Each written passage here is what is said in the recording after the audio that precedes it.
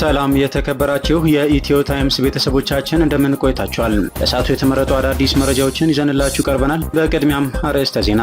በባህር ዳር በእስር ላይ የሚገኙት የጤና ባለሙያዎች ንቅናቄ ከፍተኛ አስተባባሪ ዶክተር ዳንኤል ፈንታነህ እንዲፈቱ አምነስቲ ጠየቀ።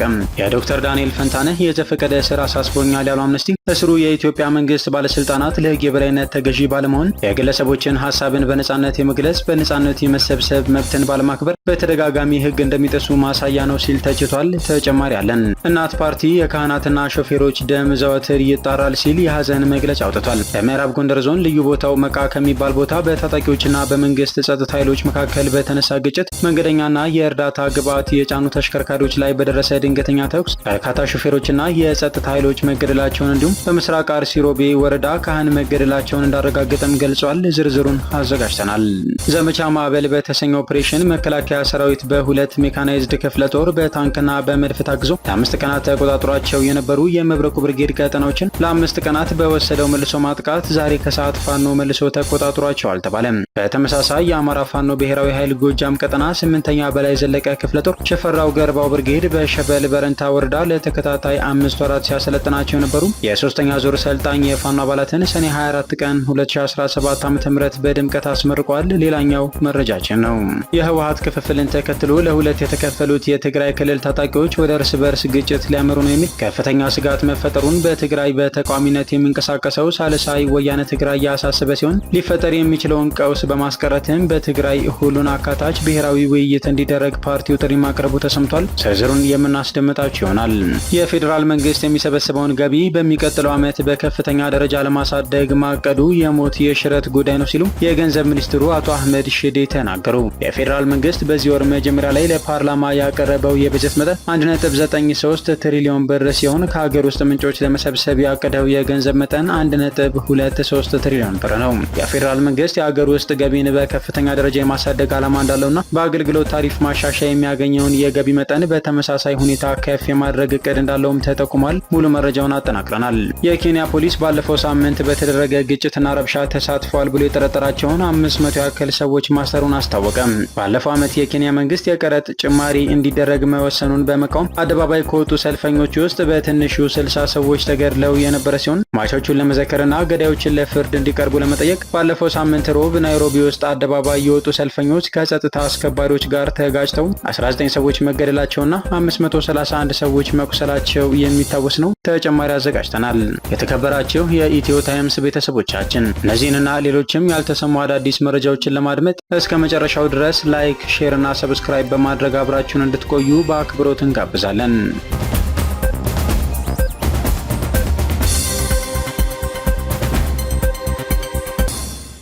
የአስገድዶ መድፈር ወንጀል ፈጽሞ ከህግ ተሰውሮ የነበረ ግለሰብ ከ4 ዓመት በኋላ በቁጥጥር ስር ዋለ። በደቡብ ወሎ ዞን ወረኢሉ ወረዳ በአስገድዶ መድፈር ወንጀል ተጠርጥሮ ከህግ ተሰውሮ የነበረ ግለሰብ በቁጥጥር ስር መዋሉን የወረዳው ፖሊስ አስታውቋል። ከሳሽ ጫኔ ታደሰ በለጠ ግንቦት 24 ቀን 2013 ዓ.ም 03 ቀበሌ ልዩ ቦታው ጎላ በተባለ ቦታ የ18 ዓመት ወጣት ደፍሮ ከአካባቢው ይሰወራል። የወረዳው ፖሊስም ወንጀሉ በተፈጸመበት ቦታ ተገኝቶ ታማሚዋን ወደ ሕክምና ከላከ በኋላ ተጠርጣሪውን በመፈለግ የምርመራ መዝገቡን አጠናቆ ለሚመለከተው የፍትህ አካል ይልካል። የወረኢሉ ወረዳ ፍርድ ቤትም ጉዳዩን ሲመረምር ቆይቶ ተጠርጣሪው ጥፋተኛ ሆኖ በመገኘቱ ሐምሌ 6 ቀን 2013 ዓ.ም በዋለው ችሎት በሌለበት በ6 ዓመት ጽኑ እስራት እንዲቀጣ ይወስንበታል። የወረዳው ፖሊስም ክትትሉን ሳያቆም ተጠርጣሪውን ለህግ ለማቅረብ ሲያፈላልግ ቆይቶ ሰኔ 3 ቀን 2017 ዓ.ም የእስር ውሳኔውን እንዲፈጽም በቁጥጥር ስር ውሎ ለወረኢሉ ወረዳ ማረሚያ ቤት አስረክቧል። በደብረ ማርቆስ ከተማ የፖሊስ አመራርን ገድሎ ለማምለጥ የሞከረው ግለሰብ በተወሰደበት እርምጃ ተገደለ።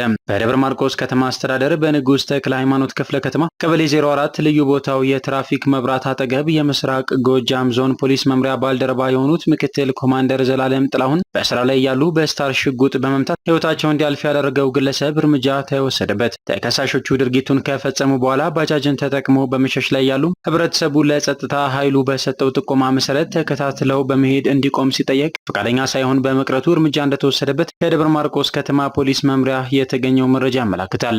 በዚህም ድርጊት ፈጻሚውን ለመያዝ በተከፈተ የጥይት ተኩስ ምክንያት የደብረ ማርቆስ የጸጥታ ኃይልና የምስራቅ ጎጃም ዞን ፖሊስ መምሪያ አባላት በወሰዱት እርምጃ ባጃጇ ስትቃጠል ሲተኩስ የነበረው ግለሰብ ሕይወቱ አልፎ 2 ስታር ሽጉጥ ከ11 ጥይት ጋርና 1 F1 ቦምብ በቁጥጥር ስር ውሏል ተብሏል።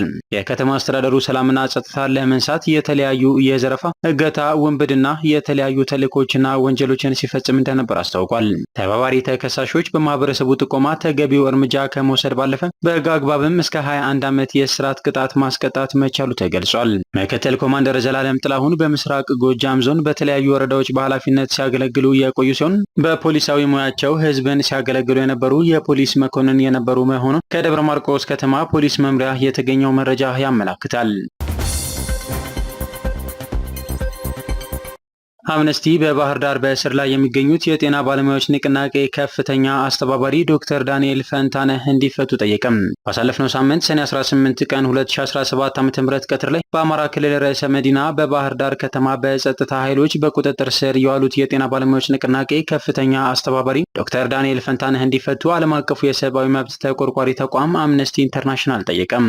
አምነስቲ ኢንተርናሽናል የአማራ ክልል ፖሊስ ኮሚሽን በባህር ዳር ከተማ በቁጥጥር ስር ውሎ ለእስር የዳረጋቸውን ዶክተር ዳንኤል ፈንታነህ ያለምንም ቅድመ ሁኔታና በአፋጣኝ ሊፈታቸው ይገባል ሲል ትናንትና ሰኔ 23 ቀን 2017 ዓ.ም ባወጣው መግለጫ ጠይቋል።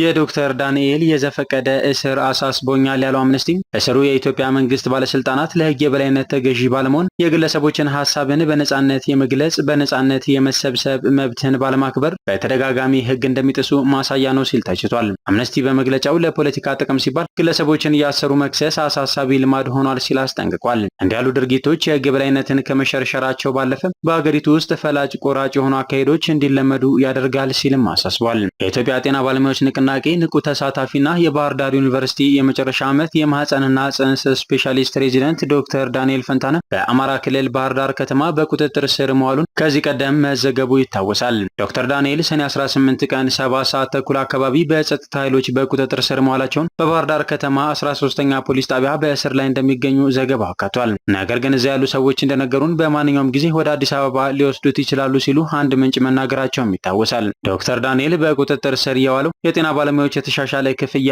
የተሻለ የስራ ሁኔታና ሌሎች ጥያቄዎቻቸው እንዲመለስላቸው ከግንቦት 4 ቀን ጀምሮ በሀገር አቀፍ የስራ ማቆም አድማ ማድረጋቸውን ተከትሎ ነው። ዶክተር ዳንኤል በጤና ባለሙያዎችና በህብረተሰቡ ዘንድ ሰፊ ተቀባይነት ያገኘው ዶክተር ደቦል የተሰኘ የፌስቡክ ገጽን በመጠቀም በጤና ባለሙያዎች ንቅናቄ ላይ ጉልህ ሚና ተጫውቷል። ዶክተር ዳንኤል መታሰሩ የተሰማው ጠቅላይ ሚኒስትር ዶክተር አብይ አህመድ የጤና ባለሙያዎች ጥያቄዎች በፖለቲካ ነጋዴዎች ተጠልፏልና ጉዳዩ ከእንግዲህ በእጃቸው አይደለም በማለት ካስጠነቀቁ ከቀናት በኋላ ነው። ጠቅላይ ሚኒስትሩ ከጤና ባለሙያዎች ጋር ባደረጉት ውይይት የመፍትሄው መንገድ ከእጃችሁ ተወስዷል ሲሉ ገልጸው የአገልግሎት ልምድ የሌላቸው ጉዳዩን ይዘውታል ብለዋል። ከስራ ማቆም አድማው ጋር በተያያዘ ዶክተር ማህሌት ጉሽና የኢትዮጵያ ጤና ባለሙያዎች ማህበር ፕሬዚዳንት ዮናታን ዳኛውን ጨምሮ ባለሙያዎች በቁጥጥር ስር ውለው እንደነበር ይታወቃል። ከእስሩ በተጨማሪም የጤና ባለሙያዎች ላደረጉት የስራ ማቆም አድማ ድጋፉን የገለጸው የኢትዮጵያ ጤና ባለሙያዎች ማህበር በቅርቡ ታግዷል። የማህበሩ ፕሬዚዳንት አቶ ዮናታን ዳኛው በወቅቱ እንደገለጹት እግዱ የተላለፈው ከኢትዮጵያ ሲቪክ ማህበራት ድርጅቶች ባለስልጣን በኩል ሲሆን እግዱ በዋነኛነት ከጤና ባለሙያዎች እንቅስቃሴ ጋር የተገናኘ ነው ብለው እንደሚያምኑ አስታውቀዋል። የህወሓት ክፍፍልን ተከትሎ ለሁለት የተከፈሉት የትግራይ ክልል ታጣቂዎች ወደ እርስ በርስ ግጭት ሊያመሩ ነው የሚል ከፍተኛ ስጋት መፈጠሩን በትግራይ በተቋሚነት የሚንቀሳቀሰው ሳልሳይ ወያነ ትግራይ አሳሰበ። ሊፈጠር የሚችለውን ቀውስ ለማስቀረትም በትግራይ ሁሉን አካታች ብሔራዊ ውይይት እንዲደረግ ፓርቲው ጥሪ አቅርቧል። በትግራይ ኃይሎች ወታደራዊ መኮንኖች ባለፈው ጥር 15 ቀን 2017 ዓ.ም ለአንዱ የህወሓት ክንፍ ያጋደለ የተባለለትን የአቋም መግለጫ በማንጸባረቃቸው በትግራይ ኃይሎች መካከል መከፋፈሎች መፈጠራቸው ይነሳል።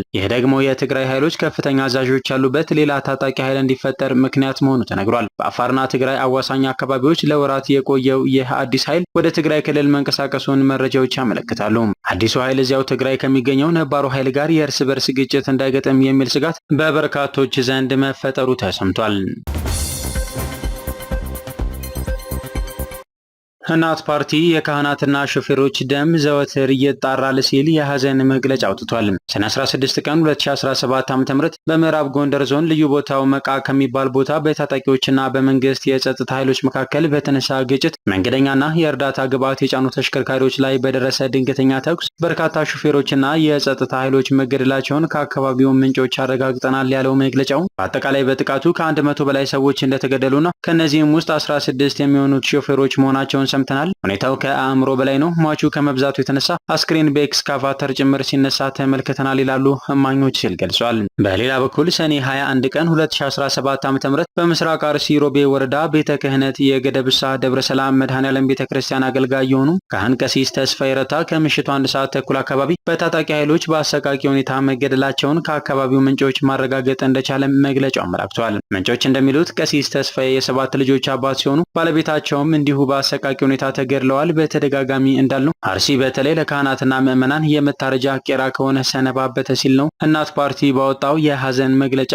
ያመላከተው። ፓርቲው አክሎ እንደሚለው ያለፉት 7 ዓመታት ኢትዮጵያ የንጹሃን ደም ጎርፍ ሆናለች ቢባል ከእውነት የራቅ አይደለም። በተለይ ግን የሃይማኖት አባቶችና ሾፌሮች ግድያ የቀን ተቀን ዜና ነው። ሞቱንም ከማለባበስ በዘለለ ከዕቁብም የሚቆጥረው የለም ብሏል። የኢትዮጵያ ሃይማኖት ተቋማት ጉባኤ አይነት ተቋማት እንኳን በየቀኑ የሚፈሰውን የካህናትና ቤተሰባቸውን ደም ጽዋው ሞልቶ ሲፈስ ድምፅ አያሰሙም ያለው መግለጫው ዓለም አቀፉ ማህበረሰብም የየቀኑ መረጃ ጠረጴዛው ላይ ደርሶት እያየ እንዳላየ ሆኗል። የሰብአዊ መብት ድርጅቶች ይህ ጉዳያቸው አይደለም። ከተወሰኑ የማህበራዊ ሚዲያ ተሳታፊዎች በስተቀር አጠቃላይ ሚዲያው በፍርሃት ተሸብቦ እማኝ አናግሮ ማቅረብ ዳገት ሆኖበታል። የንጹሃን ደም ግን አሁንም በየቀኑ ይጣራል ሲል ገልጿል።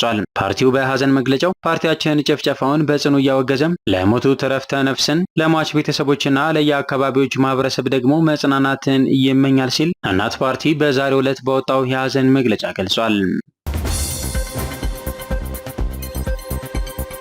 ዘመቻ ማዕበል በተሰኘ ኦፕሬሽን መከላከያ ሰራዊት በሁለት ሜካናይዝድ ክፍለ ጦር በታንክና በመድፍ ታግዞ ለ5 ቀናት ተቆጣጥሯቸው የነበሩ የመብረቁ ብርጌድ ቀጠናዎችን ለ5 ቀናት በወሰደው መልሶ ማጥቃት ዛሬ ከሰዓት ፋኖ መልሶ ተቆጣጥሯቸዋል ተባለ። 5 ቀናትን ከወሰደው የመልሶ ማጥቃት ውጊያ በኋላ በመብረቁ ብርጌድ አስተዳደር ነበሩ የተባሉ ከተሞችንና ዋና አውራ አስፋልት መንገዶችን ከመከላከያ ሰራዊት በመንጠቅ የመብረቁ ብርጌድ መልሶ እንደተቆጣጠረው ተነግሯል። በተያያዘ መረጃ የአማራ ፋኖ ብሔራዊ ኃይል ጎጃም ቀጠና 8ኛ በላይ ዘለቀ ክፍለ ጦር ሽፈራው ገርባው ብርጌድ 3ኛ ዙር የፋኖ አባላትን አስመርቋል። የአማራ ፋኖ ብሔራዊ ኃይል ጎጃም ቀጠና 8ኛ በላይ ዘለቀ ክፍለ ጦር ሽፈራው ገርባው ብርጌድ በሽበል በረንታ ወረዳ ለተከታታይ 5 ወራት ሲያሰለጥናቸው የነበሩ የ3ኛ ዙር ሰልጣኝ የፋኖ አባላትን ሰኔ 24 ቀን 2017 ዓ.ም በድምቀት አስመርቋል። በተመራቂ ፋኖች የምረቃ ስነ ስርዓት የ8ኛ በላይ ዘለቀ ክፍለ ጦር አመራሮች፣ የሽፈራው ገርባው ብርጌድ አመራሮችና አባላት እንዲሁም የሃይማኖት አባቶች፣ የሀገር ሽማግሌዎችና የአካባቢው ማህበረሰብ በተገኙበት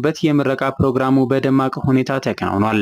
በሰልጣኝ የፋኖ አባላት ተመራቂዎች የምረቃ ስነ ስርዓት መድረክ የከፈቱት የአማራ ፋኖ በጎጃም 8ኛ በላይ ዘለቀ ክፍለ ጦር ሽፈራው ገርባው ብርጌድ ሰብሳቢ ፋኖ ውዱ ሃይማኖት የአማራን ህዝብ ወቅታዊ ሁኔታ የተመለከተ ንግግር አድርገዋል። በመቀጠልም የ8ኛ በላይ ዘለቀ ክፍለ ጦር ህዝብ ግንኙነት ኃላፊ ፋኖ ይበልጣል ጌቴ ባስተላለፈው መልእክት የተከበራቸው የአማራ ፋኖ በጎጃም 8ኛ በላይ ዘለቀ ክፍለ ጦር አመራሮች፣ የተከበራቸው የሽፈራው ገርባው ብርጌድ አመራሮችና የሻለቃ አመራሮች እንዲሁም የፋኖ አባላት፣ የተከበራችሁ የሃይማኖት አባቶች፣ የሀገር ሽማግሌዎች እንዲሁም በሸበል በረንታ ወረዳ የሚገኘው ሽፈራው ገርባው ብርጌድ በተከታታይ 5 ወራቶች ወታደራዊ ስልጠና ስትወስዱ የነበራችሁ የ3ኛ ዙር ተመራቂ ፋኖችን ለማስመረቅ ጥሪውን አክብራችሁ የተገኛችሁ የክብር እንግዶች፣ የአካባቢው ማህበረሰብ ክፍል በእግዚአብሔር ስም እንኳን በሰላም መጣችሁ እያልኩ በዛሬው ዕለት ሰኔ 24 ቀን 2017 ዓ.ም ለመሰብሰባችን ምክንያት የሆናችሁ የሽፈራው ገርባው ብርጌድ 3ኛ ዙር ተመራቂ ፋኖ ወንድሞቻችን ረሃቡን፣ ጥሙን፣ ብርዱን፣ ሙቀቱን ተቋቁማችሁ በክብር በተጠሩ የክብር እንግዶች ፊት ለመመረቅ በሰላም በመገኘታችሁ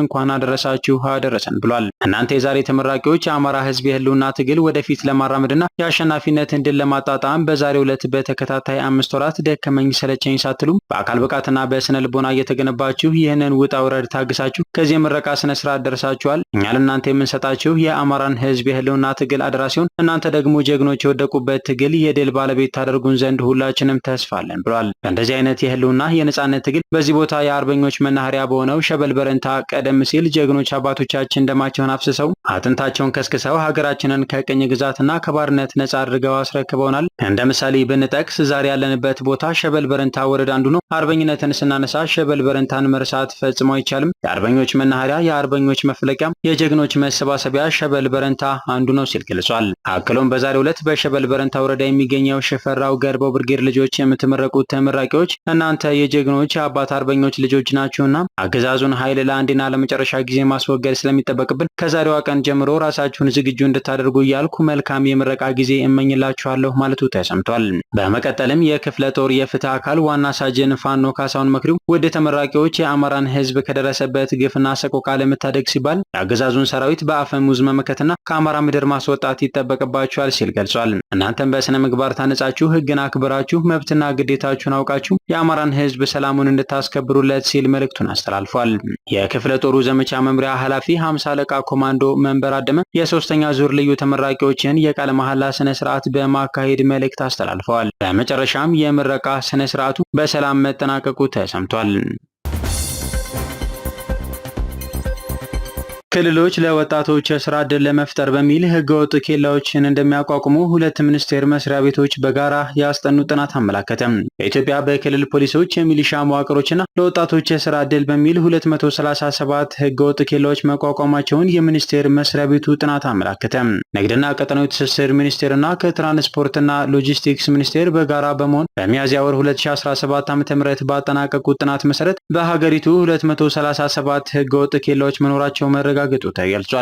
ክልሎቹ ለወጣቶች የስራ ዕድል ለመፍጠር በሚል ህገወጥ ኬላዎችን እንደሚያቋቁሙ በጥናቱ መረጋገጡም የጉምሩክ ኮሚሽን ጠቁሟል። የጉምሩክ ኮሚሽን ይህንን የተናገረው የ11 ወር የስራ ክንውን ሪፖርቱን ከገቢዎች ሚኒስቴር ጋር በህዝብ ተወካዮች ምክር ቤት ባደረገበት ወቅት ነው። ባለፉት 11 ወራት 19 ቢሊዮን ብር ገቢ መሰብሰቡን የተናገረው የጉምሩክ ኮሚሽን በየክልሎች ገመድ እየተወጠረ ገቢ የሚሰበሰብባቸው ህገወጥ ኬላዎች በሀገሪቱ ንግድ ስርዓት ላይ አሉታዊ ተጽዕኖ እያሳደሩ እንደሆነ ተናግሯል። ኬላዎችን ዘርግተው ግብር የሚሰበስቡት የክልል ፖሊሶች፣ የሚሊሻ መዋቅሮች፣ አንዳንድ ቦታ ደግሞ ለወጣቶች የስራ ዕድል ፈጠራና በወረዳ ግብረ ኃይል ተብሎም ጭምር የተቋቋሙ ኬላዎች እንዳሉ ምክትል ኮሚሽነሩ አቶ አዘዘው ጫኔ መናገራቸው ተሰምቷል። ኬላ ይነሳ ተብሎ በመንግስት ደረጃ ቢወሰንም የተለያዩ ሰበቦች እየተፈለጉ 283 ህገወጥ ኬላዎች በመላ ሀገሪቱ ተንሰራፍተው ይገኛሉ ሲሉ የንግድና ቀጠናዊ ትስስር ሚኒስቴሩ ዶክተር ካሳሁን ጎፌ መግለጻቸውን የተመለከተ ዘገባ ከዚህ በፊት ማድመጣችን ይታወሳል።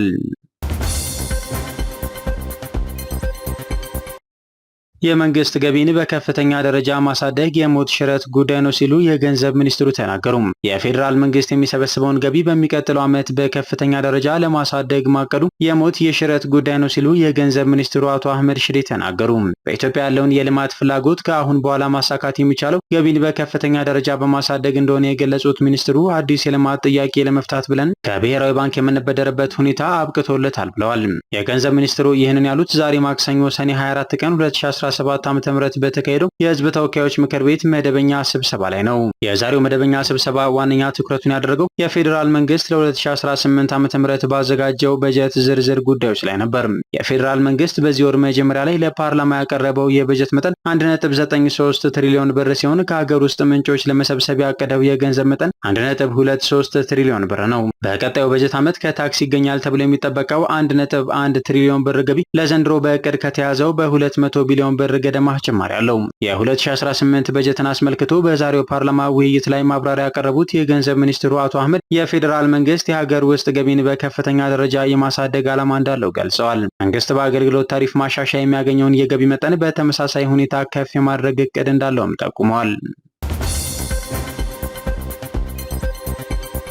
የኬንያ ፖሊስ ባለፈው ሳምንት በተደረገ ግጭትና ረብሻ ተሳትፏል ብሎ የጠረጠራቸውን 500 ያክል ሰዎች ማሰሩን አስታወቀም። ባለፈው ዓመት የኬንያ መንግስት የቀረጥ ጭማሪ እንዲደረግ መወሰኑን በመቃወም አደባባይ ከወጡ ሰልፈኞች ውስጥ በትንሹ 60 ሰዎች ተገድለው ነበር። ሟቾቹን ለመዘከርና ገዳዮች ለፍርድ እንዲቀርቡ ለመጠየቅ ባለፈው ሳምንት ሮብ ናይሮቢ ውስጥ አደባባይ የወጡ ሰልፈኞች ከጸጥታ አስከባሪዎች ጋር ተጋጭተው 19 ሰዎች መገደላቸው፣ 531 ሰዎች ደግሞ መቁሰላቸው ተዘግቧል። የኬንያ የሀገር ውስጥ ሚኒስቴር የስርዓት ለውጥ የማድረግ ሙከራ ባለው ግጭት የንግድ መደብሮች፣ የመንግስት መስሪያ ቤቶችና ፖሊስ ጣቢያዎች መቃጠል፣ መሰባበርና መዘረፋቸውም ተዘግቧል። ፕሬዚደንት ዶናልድ ትራምፕ በሶሪያ ላይ የተጣለውን ማዕቀብ አነሱ። ፕሬዚደንቱ አሜሪካ በሶሪያ ላይ ጥላው የነበረው ማዕቀብ እንዲነሳ የሚፈቅደውን ሕግ በፊርማቸው አጽድቀዋል። ትራምፕ ይህንን እርምጃ የወሰዱት ሶሪያ ወደ ሰላምና መረጋጋት የምታደርገውን ጉዞ መደገፍ በሚል ሀሳብ እንደሆነ ገልጸዋል። ትዕዛዙ ከመጪው ሐምሌ መጀመሪያ ቀን ጀምሮ ተግባራዊ እንደሚደረግ የተገለጸ ሲሆን ትራምፕ በመካከለኛው ምስራቅ በነበራቸው ጉብኝት ከሶሪያ ጊዜያዊ መንግስት ፕሬዚዳንት መሐመድ አልሻራ ጋር ተገናኝተው እንደነበር ይታወሳል።